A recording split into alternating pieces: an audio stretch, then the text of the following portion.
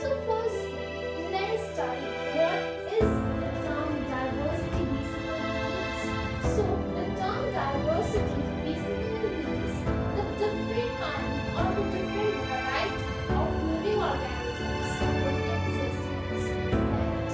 And as we know, in this planet there is a loss of diversity, and among us there is a big diversity starting from the tiniest microbes, which is around micrometers, to a big blue whale. Is loss of diversity. Some of us are transparent, some of us are multicolored like flowers. So this is nothing but the diversity which we encounter in living organism between us. So let us begin with this diversity. Now, in this, diversity in living organisms plays a really important role as well. Now, in this, firstly, the term diversity or biodiversity. Bio meaning life. So, here is bio, which means life. And this diversity refers to variety. And if we encounter the variety of life existing on this planet, we see is biodiversity. And first time the term biodiversity is being used by the person Walter Zero said in 1986. So in 1986, the man was Walter Zero said. Now he was the man who first tells us about the biodiversity, means the variety of living organisms. Then after comes in 1859, the first person who gave us an idea of evolution. And we will talk about it. Evolution is nothing but when we encounter a simple life form which by dividing becomes a complex life form. This duration, this gradual process and amazing growth, this process is nothing but evolution. And the myth was Charles Darwin who gave this idea that from where we all had come from, and this idea is given in his famous book Origin of Species. And this question is really difficult to answer, that from where we had come from. And even the book of Charles Darwin is not very much successful to say this. Then after, diversity deals with many kinds of classification in which organisms are classified. Now first, let's deal with the classification in biodiversity. So, classification is nothing but the arrangement of living organisms into groups and subgroups. So, if we deal with classification, is nothing but the arrangement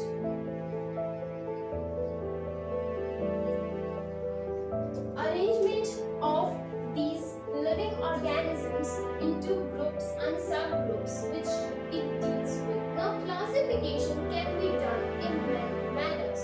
Now before which, what are the characteristics on which we classify living organisms? Now the basics of classification is complexity of cell and nucleus. The first term is the complexity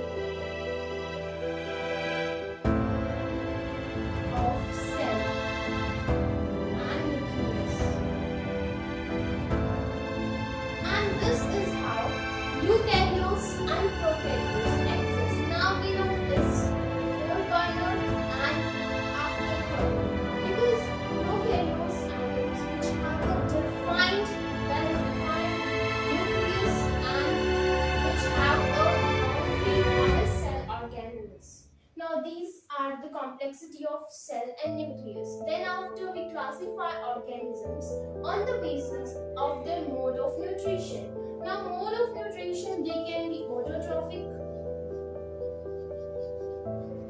or they can be heterotrophic.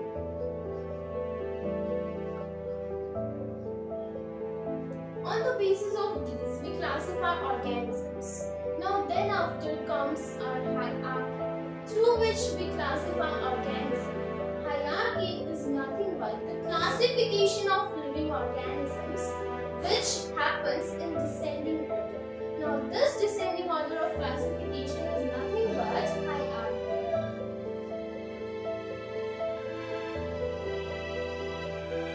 Thereafter, this hierarchy of classification have very much effect on this diversity. Now let's talk about nowadays hierarchy of our classification.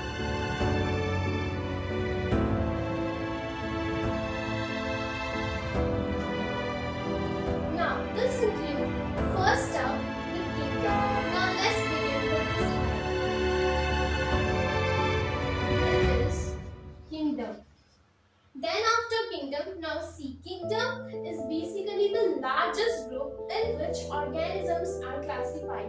Now on the basis, if we write some bases here like Pisces and Aries, now these kinds are nothing but taxon. Taxon, we write here taxon, okay? So first up kingdom. Then after we got phylum. Phylum here is for animals. And we have division for plants.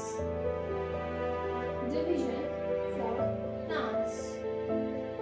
Then after division, then after phylum and division, we have class.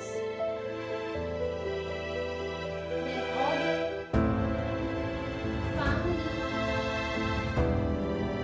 then genus and species.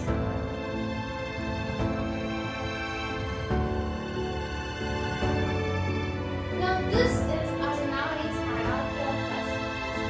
First, as I told you, the kingdom is the largest group in which all kinds of organisms are put together and we have now kingdom, after kingdom we have phylum. Phylum for animals and for division, for plants we use division, okay? Then after we have class. Class is nothing but the group of similar orders which are put together which have common characters.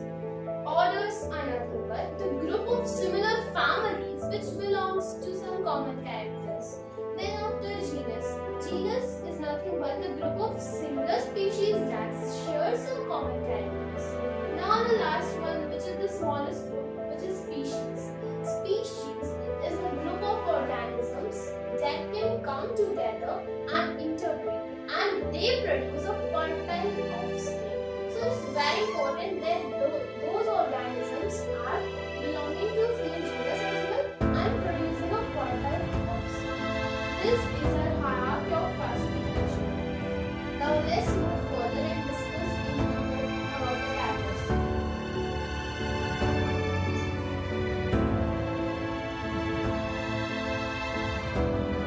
After this, we have classification, kingdoms of classification. Now the first step, which was put forward by the man, which is also called the father of taxonomy. Now taxonomy, first understand the term. Taxonomy is nothing but a science which deals with the identification, nomenclature and classification of an organism. Now identification. First of all, if we got any new variety of organism, what we will do? We will identify what is it. It is plant or an animal or any kind of other organism. Then we give name to it. That is nomenclature. And we classify to it that which kind of kingdom the organism needs to be put in. So that is the taxonomy. The science deals with the identification, nomenclature and classification. The father of Indian taxonomy. Father of taxonomy is basically given. This period is basically who is called. This is Carl Linnaeus.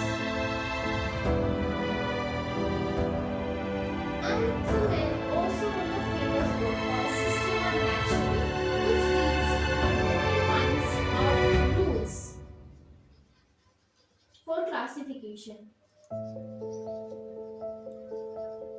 This book is System of Nature. actually written by Organisms, which deals with very important fundamentals by which nowadays scientists use as the reference books and through which they write the scientific names of different organisms.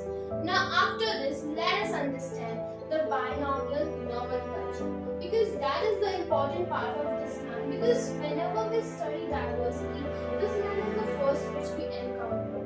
So let us understand the binomial nomenclature which was given by the scientist. So binomial nomenclature.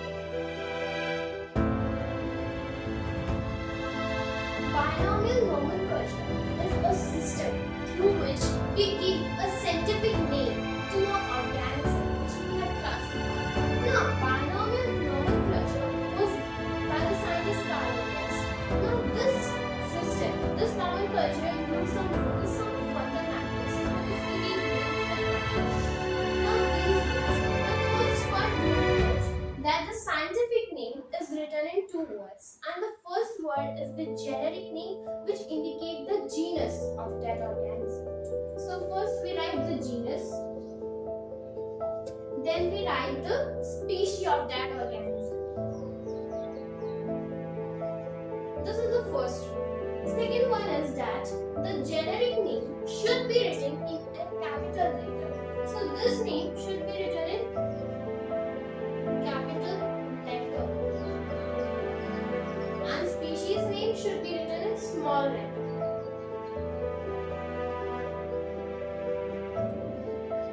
Then after we write generic name, after we write species name, while including capital letter for generic name and small letter for species name, we indicate that scientific name to the organism. But before that, these scientific names are basically taken from the languages like native and Greek. So whenever we print these, we write these in native. They are basically taken from Latin and Greek. And we write them as italic words. Means tilted. Then after, when we make handwritten notes or we write them, we underline them separately. Now, underlining separately is also important. It's not that if I write a name